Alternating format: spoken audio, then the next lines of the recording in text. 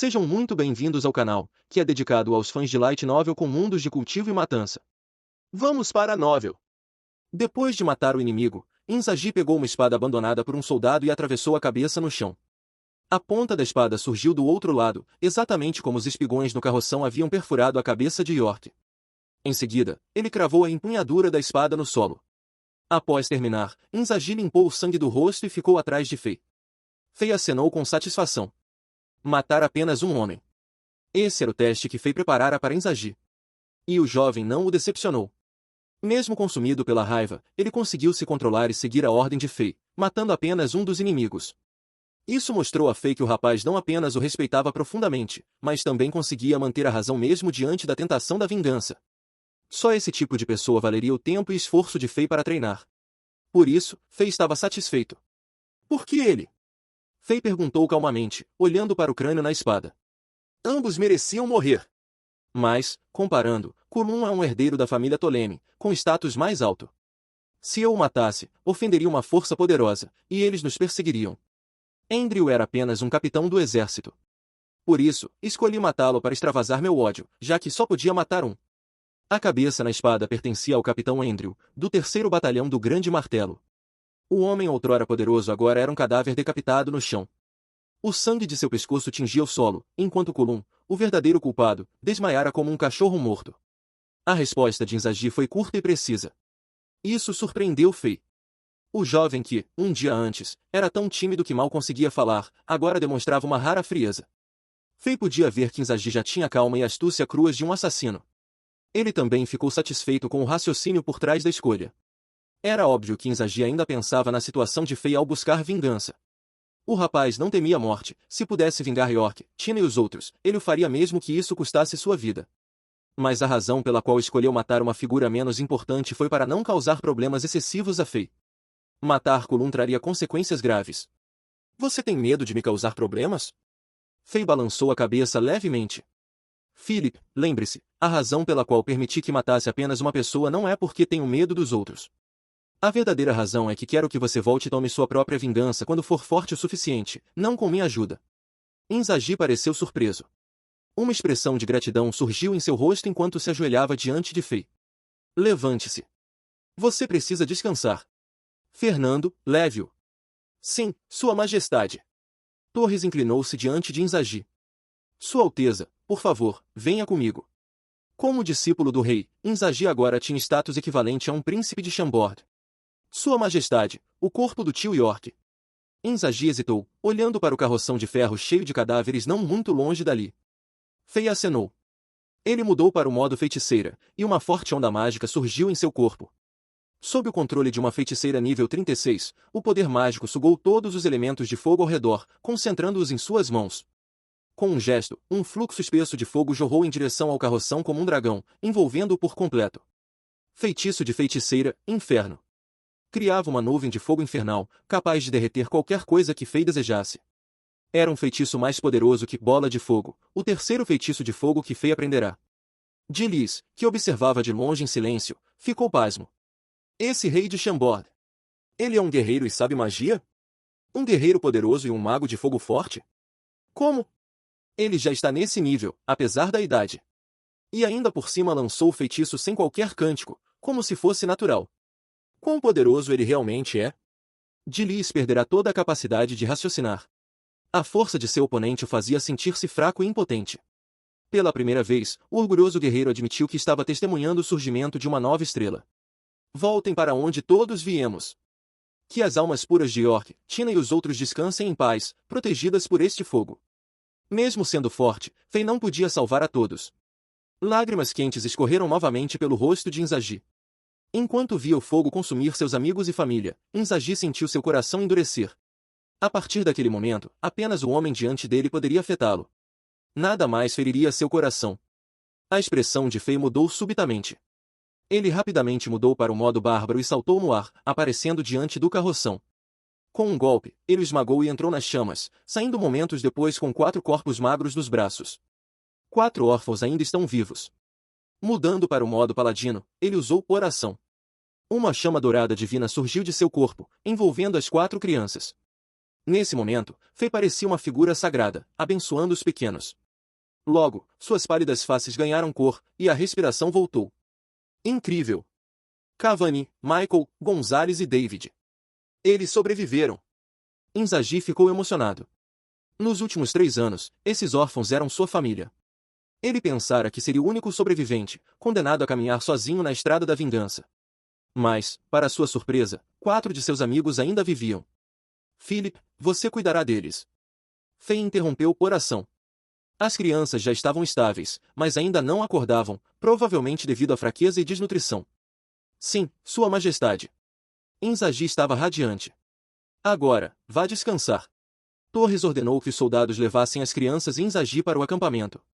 Nesse momento, Sek e Oleg, alertados pelo tumulto, já haviam chegado. Os oficiais de aplicação da lei e os cavaleiros do Zodíaco já estavam formados diante do acampamento, sua presença impossível de ignorar. Fei apontou para Dilis, gravemente ferido, e Kulum, que fingia estar morto, e disse, virando-se para o acampamento: matem todos, exceto esses 2. Os 50 ou 60 soldados que Andrew e Kulum trouxeram viraram e fugiram.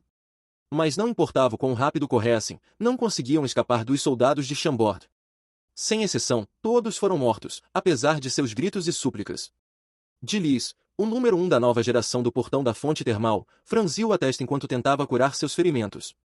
Ele não podia salvar aqueles soldados, mesmo que quisesse. A força que Chambord demonstrava era chocante. Além do rei, o loiro com habilidades impressionantes de arco, o guerreiro magro e alto e o careca gordo também o surpreenderam. Mesmo que, em seu auge, ele fosse superior a eles, era impressionante que um pequeno reino nível 6 tivesse tantos guerreiros poderosos, algo raro até mesmo no portão da fonte termal. Ele não conseguia entender. Rei de Chambord, quão longe estou do cavaleiro do sol dourado Sutton? Dilis lembrou-se de seu verdadeiro motivo para desafiar o rei e gritou para a figura alta que quase desaparecia na névoa. Sutton? Vocês 2. Fei riu, sem se virar. Estão no mesmo nível. Em termos de poder real, embora Dilis tivesse a reputação de ser o melhor guerreiro da nova geração do portão da fonte termal, ele ainda estava bem longe de Sutton. Dilis tinha o nível de um guerreiro de 5 estrelas de baixo escalão, e só conseguia causar dano equivalente a um guerreiro de 5 estrelas de médio escalão quando usava sua técnica de combate Suspiro do Rei das Feras. Isso ainda estava muito longe do nível de um guerreiro de 5 estrelas de alto escalão. Quando Fei enfrentou Sutton, ele se feriu ao usar seus itens de conjunto Filhos de Bulcatus. Mas, contra Dilis, ele nem precisou deles. Venceu Dilis com apenas 30 marcas de punho acumuladas, de um limite de 46. O fato de Dilis não ter conseguido resistir a esse ataque mostrou a diferença entre eles. No entanto, quando Fei disse que vocês 2 estão no mesmo nível, ele não se referia ao poder individual, mas à atitude arrogante e ao desprezo por pessoas comuns. Ambos os guerreiros tinham a mesma postura irritante, típica de nobres, e Fei odiava isso. Mas Dilis não entendeu o significado por trás das palavras de Fei. Seja o punho transparente do punho gélido do céu, o feitiço inferno lançado no modo feiticeira ou a oração usada no modo paladino, tudo deixou Dilis chocado e surpreso. Nesse momento, o melhor guerreiro da nova geração do portão da fonte termal estava confuso. Ele não conseguia discernir o quão poderoso Fei realmente era. Depois de ser derrotado, o status e o poder de Fei subiram às alturas em sua mente.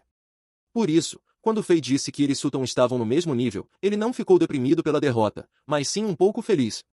Parecia uma honra ter lutado contra o rei de Chambord. Era realmente interessante como a mente humana funcionava. O nevoeiro naquele dia estava espesso como nunca. Tudo o que se podia ver era branco, e ele só ficava mais denso com o tempo, em vez de dissipar. Os soldados de Chambord haviam matado os que acompanhavam Kulum e Andrew. Decapitaram-nos e colocaram as cabeças em suas próprias espadas, exatamente como fizeram com York, Tina e os outros. As espadas foram cravadas no chão pelas empunhaduras, formando um círculo sangrento ao redor do carroção e dos corpos queimados pelo inferno, como uma cerimônia de memória. Terminado tudo, a força expedicionária de Chambord partiu em direção a São Petersburgo, desaparecendo no nevoeiro. Dilis permaneceu imóvel, observando a partida deles. Só quando já estavam longe ele conseguiu usar sua energia ígnea para conter os danos do punho gélido do céu e voltou a andar. Uma expressão de nojo surgiu em seu rosto ao olhar para o irmão mais novo, Kulum, que se arrastava no chão, suplicando por ajuda. Ele virou as costas e foi embora sem sequer olhar para trás. Então, velho, o que você acha? No andar mais alto da maior torre mágica no centro do portão da fonte termal, 2 figuras observavam pela janela. Um ancião de cabelos e barba brancos, com ar sábio, fez a pergunta. Suas vestes brancas eram imaculadas como nuvens, e ele segurava um cajado mais alto que seu corpo. Uma aura poderosa, mais sutil, emanava dele, como se flutuasse acima do mundo. Não consigo enxergar através dele. Um homem robusto, também de cabelos brancos, respondeu. Ele tinha a presença de um leão. Vestindo uma armadura de metal simples, mas cheia de marcas de batalha, o homem irradiava uma aura indescritível, como se comandasse milhares de tropas. Uma sensação crua e sangrenta, típica de campos de batalha, emanava dele naturalmente. Não esperava que existisse um jovem que o comandante da Legião do Vento Veloz não conseguisse decifrar. O ancião de barba branca riu, acariciando a barba. Esse rei de Chambord é ousado. Matou soldados da sua legião. Vocês Tolemes são conhecidos por serem explosivos e protetores. Achei que você o mataria, mas surpreendentemente o deixou ir. Não consigo enxergá-lo, então não tenho certeza se posso matá-lo. Por isso não agi. O quê? Você é o comandante da legião e não tem confiança em esmagar esse jovem? O sorriso do ancião de Hobbes não mudou. Parece que eu estava certo. Quando o rei de Chambord lutou contra Dilis, ele estava segurando sua força. Parece que há um gênio entre os 250 reinos vassalos de Zenith. O caos está chegando, e jovens talentosos surgirão um após o outro. O rei Alexander é um deles. A expressão do homem de armadura permaneceu calma e majestosa. Você está certo, Edward Carter, mago de 6 estrelas. Seu julgamento é preciso. O rei de Chambord é um gênio, e não tenho certeza se posso vencê-lo. Mesmo sem certeza da vitória, você poderia matá-lo. Por que não o fez? Sei o que quer dizer. Se usasse a Legião do Vento Veloz, poderia matá-lo facilmente. Mas, para eliminar um guerreiro assim, muitos dos meus soldados morreriam. Não posso deixar uma das 10 grandes legiões de Zenith sofrer tal perda por causa de um drama insignificante. O homem de armadura balançou a cabeça. Além disso, o Império está sob pressão, com correntes ocultas se movendo. O surgimento de um gênio assim pode não ser ruim. O ancião de Hobbes coçou a barba. Velho amigo, parece que você o admira? Jovem gênio, talento nato. Por que não admirar? Simples. Esse gênio que você menciona humilhou seu filho mais velho, quebrando sua confiança. E espancou seu segundo filho como um cachorro morto. Você não se importa com seus filhos? A vida de Dilis foi fácil demais. Um revés será bom para ele. Quanto a Colum? O homem de armadura resmungou. Eu, Toleme, jamais me importaria com um lixo como ele. A mesma atitude de sempre. Colum pode não ser grande coisa, mas é seu filho. A última coisa que sua esposa Vera lhe deixou. A expressão do homem de armadura ficou gelada. Se não fosse por Vera, Colum já teria sido morto por mim centenas de vezes pelo que fez no portão da fonte termal. O clima ficou pesado com o assunto, e ninguém mais falou. Os dois haviam usado técnicas especiais para observar tudo o que acontecerá fora do portão da fonte termal, do topo da torre. Por causa de seu silêncio, nenhum reforço ou guerreiro apareceu, apesar do barulho da batalha entre Dilis e Fei. Caso contrário, o desfecho teria sido diferente. Como se soubessem o que se passava na mente um do outro, ambos deixaram o incidente passar. No entanto, o que eles não sabiam era que o que Fei realmente tinha em seu arsenal estava muito além de seus sonhos mais loucos. Depois de deixar o portão da fonte termal, a velocidade da força expedicionária de Chambord diminuiu, pois aguardavam o grupo de Lampard se juntar a eles. Após um dia, finalmente saíram da região controlada pela Legião do Vento Veloz. Embora o grupo mercantil Soros já tivesse entregue a maior parte de suas mercadorias no portão da fonte termal, o gerente Reknap e a mulher de vermelho, Shirley, ainda arranjaram desculpas para seguir até São Petersburgo com Fei. No pub Ivy League, Fei já percebera que Reknap espalhara notícias sobre a batalha nas montanhas das duas torres em São Petersburgo. Sabia que o grupo Soros tramava algo, mas sentia que ainda estavam do seu lado. Por isso, permitiu que continuassem com ele. Pai, já saímos da região controlada pelo portão da fonte termal. Você pode relaxar. Shirley olhou os marcos ao redor e de repente falou. Estranho. Aqueles dois velhos não apareceram. Isso não combina com a natureza superprotetora deles. Ar branco saía do nariz vermelho de Reknap enquanto falava com uma expressão perplexa. Lembro que um dos 10 cavaleiros executivos, o Cavaleiro da Noite Kelud, matou um simples soldado da Legião do Vento Veloz e anos atrás, e Toleme e Edward Carter o perseguiram, quase o matando antes que conseguisse fugir para São Petersburgo. Desta vez, o rei Alexander matou o capitão Andrew e cerca de 50 soldados, além de ferir os 2 filhos de Toleme, mas esses 2 cães loucos não fizeram nada. Muito estranho. Talvez estejam mais velhos e menos dominantes. Shirley tentou confortar o pai. Impossível. Pode se aplicar a outros, mas esses 2. Quanto mais velhos os cães, mais loucos ficam. Até nobres e poderosos em São Petersburgo evitam confrontá-los. A menos que tenham descoberto algo que eu não percebi. Reknap esfregou o nariz vermelho, um hábito quando pensava. Rei Alexander de Chambord, há muitos mistérios ao seu redor. Talvez eu deva pedir ao presidente de nossa empresa que venha ao Império Zenith em breve. Talvez os cães loucos parem quando encontram alguém mais louco que eles. O espadachim de branco, que estivera em silêncio o tempo todo, finalmente falou. Os olhos de Reknap brilharam ao ouvir aquilo. Então está em São Petersburgo? No topo da última montanha, Fei suspirou, incapaz de acreditar no que via. Do pico do Monte Moro, ele avistava a gloriosa cidade a 10 quilômetros de distância. Era uma cidade majestosa, além de sua imaginação. Se Chambord fosse uma vila, o portão da fonte termal uma cidade rica, então São Petersburgo seria um palácio colossal onde apenas deuses morariam. Ao pé do Monte Moro, uma estrada larga e longa levava à Cidade Branca, como uma miragem irreal. Embora Fei já tivesse visto muitas metrópoles tecnológicas, nunca imaginara que uma cidade tão magnífica existisse neste mundo com o nível tecnológico atual. Torres mágicas com mais de 1 quilômetro de altura perfuravam o céu, e inúmeros palácios e estruturas se estendiam até onde a vista alcançava. No centro da cidade, uma enorme montanha abrigava um palácio branco no topo, como se um deus ali residisse para observar todas as outras vidas. As muralhas brancas eram tão altas que pareciam inexpugnáveis. Torres de vigia gigantescas, a cada 100 metros, eram como guardiões gigantes protegendo a cidade majestosa. Esta cidade dos deuses instantaneamente transportava as pessoas para um sonho.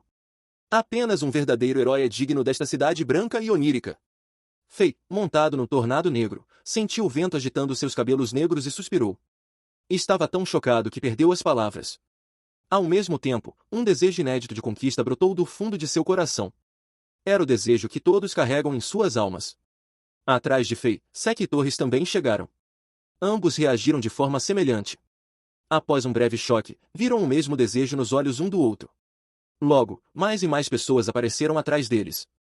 De longe, ninguém deixava de se impressionar com a cidade. Todos arregalavam os olhos, respirando pesadamente como se tivessem visto o amor de suas vidas. Como um bando de caipiras que só rolavam na lama, eles não sabiam como reagir diante de um palácio que parecia feito para deuses.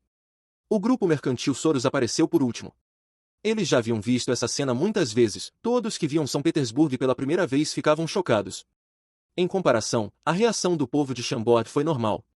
Havia aqueles que choravam de choque ou se ajoelhavam para rezar. Casos extremos até se prostravam na estrada que levava à capital.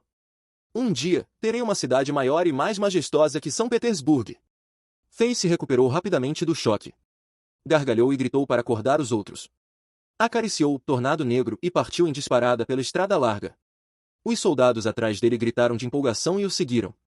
Como um grupo, eles avançaram em direção a São Petersburgo como tigres descendo a montanha ou dragões emergindo do mar. Reknap memorizou as palavras de Fei, pensando em algo. A descida do Monte Moro até a estrada principal era íngreme, perfeita para uma carga de cavalaria. Quanto mais rápido desciam, mais velocidade ganhavam. Logo, a força expedicionária de Chambord chegou à base da montanha. Lá, inúmeros acampamentos e tendas estavam armados. Tropas de todos os reinos vassalos ficariam ali por um tempo. Estandartes retangulares de todas as cores e símbolos cobriam metade do céu, emanando uma aura de tensão e sede de batalha. O exercício militar de Zenith entre os reinos vassalos estava a menos de 2 semanas de distância, e cerca de 90% dos reinos já haviam chegado. Para proteger a segurança da capital, nenhuma tropa de reino vassalo era permitida a menos de 1,5 quilômetros da cidade. Todos os reinos tinham que acampar nessa vasta área em frente à capital, cada um em um espaço pré-designado. A distância do acampamento até a capital era determinada com base no poder e nível de cada reino. Nenhum reino podia sair de sua área, sob pena de traição. 4 das 10 legiões de combate do Império, Chicote do Senhor do Trovão, Fúria do Senhor do Fogo, Legião do Gigante de Madeira e Legião da Nevasca, também estavam acampadas ao redor. Com mais de 200.000 soldados de elite, 6 dos 10 cavaleiros executivos e 20 torres mágicas temporárias com magos de alto nível, a segurança do Império estava além da imaginação. Quando a força expedicionária de Chambord chegou ao pé da montanha, uma tropa do Império os aguardava. Após verificar suas identidades, um capitão os levou à área designada para Chambord. Enquanto passavam pelos acampamentos de outros reinos, Fei viu tropas de todos os tipos. Havia armaduras, capacetes e homens de todos os estilos. Alguns soldados olhavam para as forças de Chambord com expressões amigáveis, outros hostis. Toda a área estava imersa em uma atmosfera tensa e assassina. Havia mestres e guerreiros sanguinários entre os soldados de elite de todos os reinos. Fei até viu bestas demoníacas treinadas como auxiliares. Os mais agressivos erguiam armas e provocavam os recém-chegados. Selvagem, violento, sanguinário, cruel, insano, assassino. Era um paraíso de metal e fogo. Fim dos capítulos do 213 ao 215. É isso, pessoal. Se gostou daquele like, deixe seu comentário e compartilhe. Vamos ficando por aqui. Até a próxima, e tchau!